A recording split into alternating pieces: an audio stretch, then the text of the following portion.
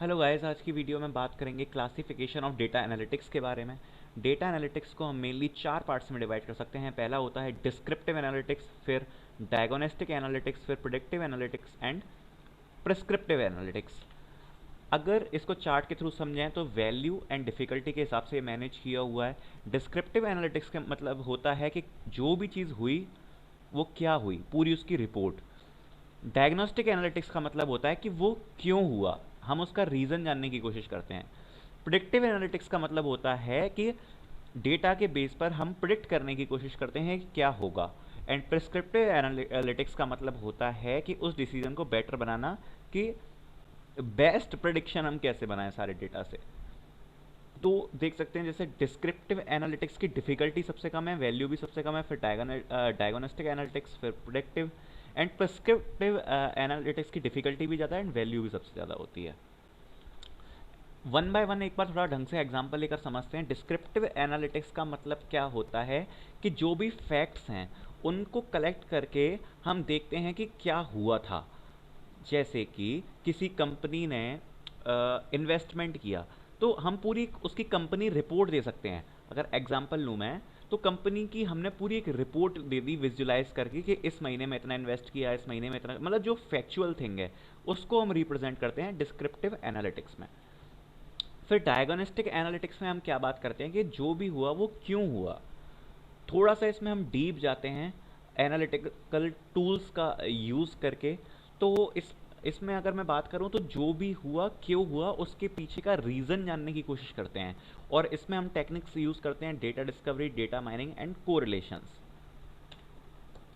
Predictive analytics का मतलब होता है कि जो भी हो चुका है उसके बेस पे हम फ्यूचर में कुछ प्रिडिक्ट करने की कोशिश करते हैं। हम आपस में रिलेशन ढूंढते हैं कि ये ऐसा क्यों हुआ, क्यों हुआ, क्यों हुआ, और अब आगे फ्यूचर में जाके इस डेटा के हिसाब से क्या हो सकता है। तो हम मॉडल्स बनाते हैं, प्रिडिक्ट करने की कोशिश करते हैं किसी भी इवेंट के अकर होने की प्रोबेबिलिटी कि क्या हो सकती है।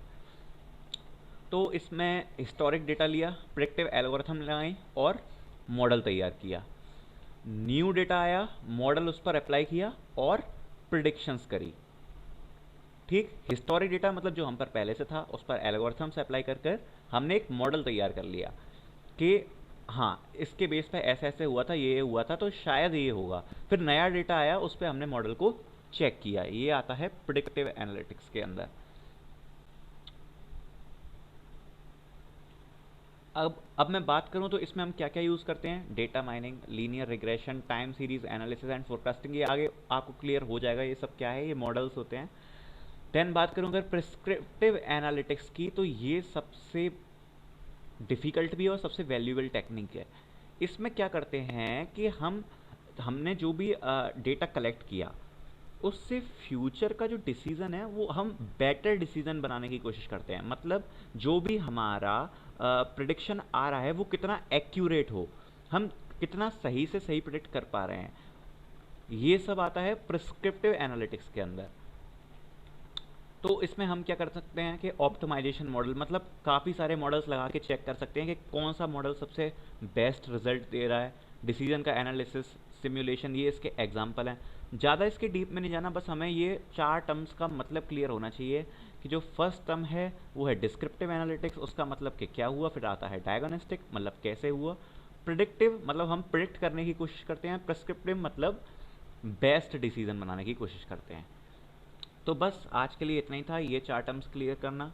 आगे एक लेक्चर आएगा जिसमें आपको डेटास के बारे में बताऊंगा कि किस किस टाइप का डेटा होता है हमारे पास। Thanks for this.